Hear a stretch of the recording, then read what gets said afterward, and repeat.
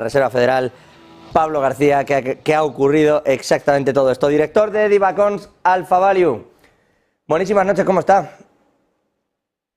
¿Qué tal? Buenas tardes. Todo bien, gracias. Le decía, ¿por qué cree, mirando a las actas de la Reserva Federal, qué cree que ha ocurrido? Sobre todo porque en esas actas, comentábamos aquí del Valle y un servidor, da la sensación un poco de que Powell era el único que no quería recesión, pero en realidad es mentira. Quiero decir, parece que todo el mundo tenga claro que leve sí, vamos a ver si la dejamos en leve, pero hay que ir a una recesión y cuidado con las inyecciones del Tesoro que pueden revolucionar el mercado y por eso hemos hecho pausa. ¿Qué lectura hace Pablo García de todo esto? Bueno, a ver, nadie quiere una recesión. Lo que pasa es que nadie quiere tampoco que la inflación siga siendo tan pegajosa como está siendo ahora. Yo creo que, aparte de las actas de la Fed, que quizá lo único relevante es que la decisión de la pausa de subida de tipos no fue unánime. Es decir, yo creo que ya llegados a este nivel, cerca del pivote, que posiblemente quede en 50 puntos básicos, empezamos a tener un poquito más de disensión dentro de los miembros del Comité Abierto de la Reserva Federal. Powell la semana pasada ya nos lo dijo, nos quedan 2 subidas o más, porque la inflación de mayo es verdad que se rebajó al más 4%, pero la subyacente está en 5,3%, es decir que ya, de hecho, el mercado ampliamente está descontando para la reunión del 26 de julio que haya una subida de 25 puntos básicos hacia 5,25, 5,50 y que la Fed no recorte tipos antes del año que viene. Entonces, ¿que esto puede causar una leve recesión? Sí, ya lo estamos viendo y incluso no es preocupante, pero el PMI de servicios pues viene rebajando un poquito ese buen hacer que todavía está en fase de expansión. El manufacturero sigue siendo muy débil, tanto en Europa como en Estados Unidos. Es decir que, bueno, con un mercado laboral que sigue todavía incluso muy potente, vamos a ver mañana algunos datos importantes, pero que yo creo que la Fed está haciendo lo correcto, es decir, la pausa quizá a algunos sorprendiera, pero era bastante razonable esperar este movimiento, insisto, que aunque no haya sido unánime, todo tiene pinta de que al final va a ser eso, un stop and go para subir otra vez 2 subidas de 25 puntos básicos y mucho me temo que eso provocará, pero si las recesiones como la que la National Bureau of Economic Research no quiso reconocer el año pasado, todos sabemos que tuvimos 2 trimestres de crecimiento, pero en el caso de Estados Unidos es necesario que esa oficina, digamos, declare que hay una recesión. Pero a mí no me importa tanto si es un menos 0,1, menos 0,2, como estamos viendo incluso también en la Unión Europea o la propia Alemania, esas recesiones son bastante livianas y bastante aceptadas por el mercado. Yo creo que el mercado aceptaría perfectamente con el nivel actual de actividad y sobre todo de consumo, que está siendo extraordinario, que tuviéramos una leve recesión para finalizar este ejercicio, ¿no? Si eso nos acerca a la inflación, al objetivo del 2%, yo creo que lo daríamos por válido. Pablo, lo daríamos por válido. Yo decía al principio que parece que quieren una recesión, no me refiero a que la quieran, pero parece que sí busquen esa suerte de provocación, porque es lo que de verdad pues pueda desinflar la inflación y sobre todo esa confianza que hay en que pase lo que pase no está pasando nada, ¿no? Que parece que es lo que sigue disparando el consumo, el gasto, etcétera, etcétera. Esto también preocupa en la Reserva Federal. Le quería preguntar por uno de los aspectos.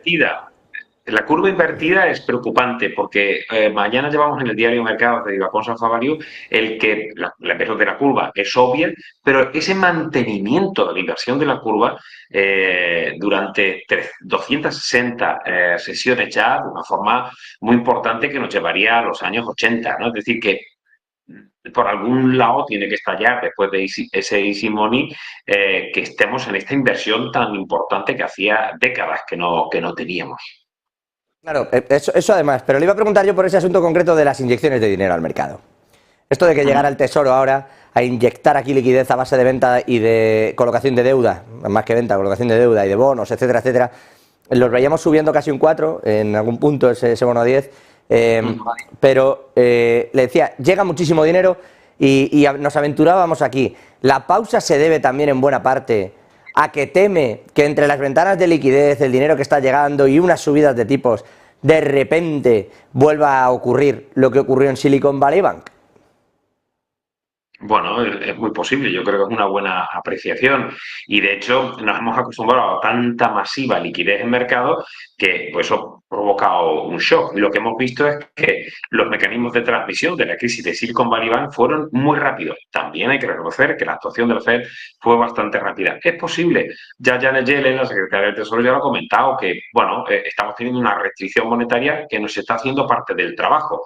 Entonces, estamos en eso, es decir, en un tira floja entre la liquidez que hay en mercado, entre que las restricciones crediticias pueden hacer parte del juego a las subidas de tipos y que, bueno, la Fed tampoco quiere que esto se le descuajerín. Es decir, que como vea alguna tensión en el mercado crediticio, por supuesto que se evita tanto un credit crunch en grandes compañías endeudadas como, por supuesto, en la crisis bancaria, que el propio el señor Warren Buffett o algunos otros personas muy relevantes han insistido en que no dan por zanjada todavía la crisis bancaria, sobre todo en las medianas capitalizaciones.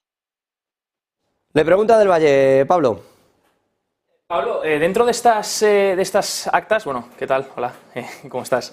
Dentro de estas actas de la Reserva Federal que ha publicado de la reunión de junio, revelan, bueno, un poco de guerra interna estamos viendo sobre todo, ¿no? Por un lado, algunos economistas dentro de la Fed, esos economistas a los que se les pagan millonadas, están ya diciendo que hay recesión leve, veremos si aciertan. Y por otro lado, varios miembros del FOM estaban pidiendo más subidas. Estaban pidiendo, bueno, no más subidas, sino en junio subir, que era el momento ideal para que Powell demostrase que realmente quiere ir a por el 5,6.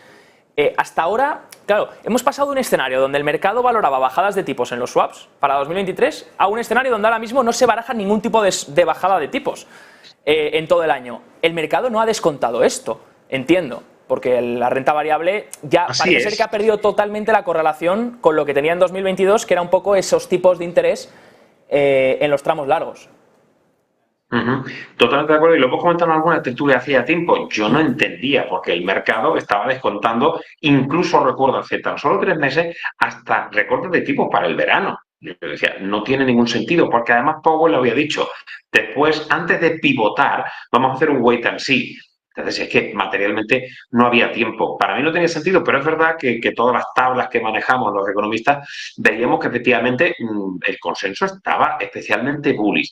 Eso se ha ido calmando, pero tu pregunta va más por ahí. ¿Por qué eso no se ha reflejado quizá en el equity, que llevamos un Nasdaq subiendo un 32% o un Standard Poor's un 16%? Es una buena pregunta. La verdad es que quizá esté en la resistencia del consumo y del mercado laboral.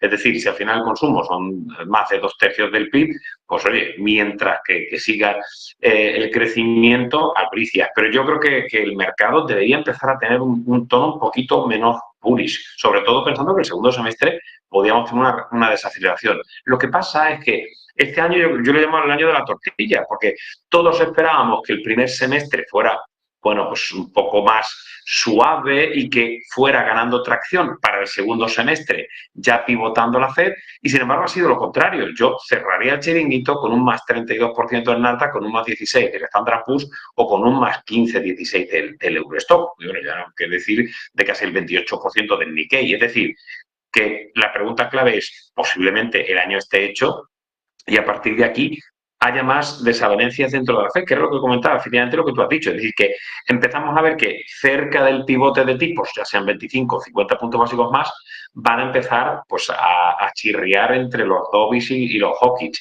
Yo creo que eso puede provocar alguna tensión en el mercado, pero estoy de acuerdo contigo, hasta ahora no se ha producido el índice Fear and Greed, cualquier índice de momentum de mercado está en torno a 80%, a 80 puntos sobre 100. Es una auténtica confianza tanto en la Fed como en que no haya una recesión algo más pronunciada. O dicho de otra forma, el mercado da por bueno que haya un soft landing, que haya una recesión, pero que esta sea de algunas décimas y que a partir de ahí resurja de nuevo pues, la ave fénix del consumo, etc. Y todo esto con una guerra comercial que ahora se traslada a guerra tecnológica y con un conflicto en absoluto resuelto y los guiños que está haciendo el señor Putin al mundo árabe y musulmán, la verdad es que yo creo que el mercado ha vendido, digamos, un optimismo quizá exuberante.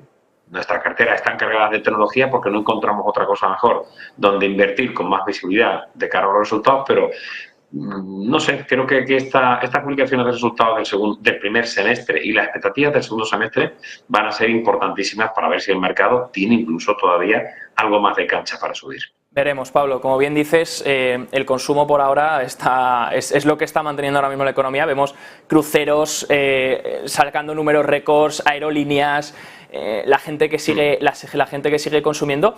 Veremos, por supuesto, el impacto esta segunda mitad del año, y de hecho esto es lo preocupante. Claro, mientras decían en las minutas, que entiendo que un poco el miedo va por ahí de los más hawkish, dicen mientras porque estamos viendo algunos datos, además que apoyan la desinflación. Si miramos los PPIs, en Europa ya están en deflación, en Estados Unidos van a estar cerca de la deflación dentro de poco, el CPI está desinflando, el PCE también. Claro, ¿qué es lo que preocupa a la FED? Entiendo que son los salarios que están creciendo por encima del 5% interanual. Mientras eso pase, la economía en términos nominales crece también al 5 o 6%, y creo que eso es lo que un poco les preocupa dentro del FOM. ¿Crees realmente que los salarios se van a mantener tan resilientes?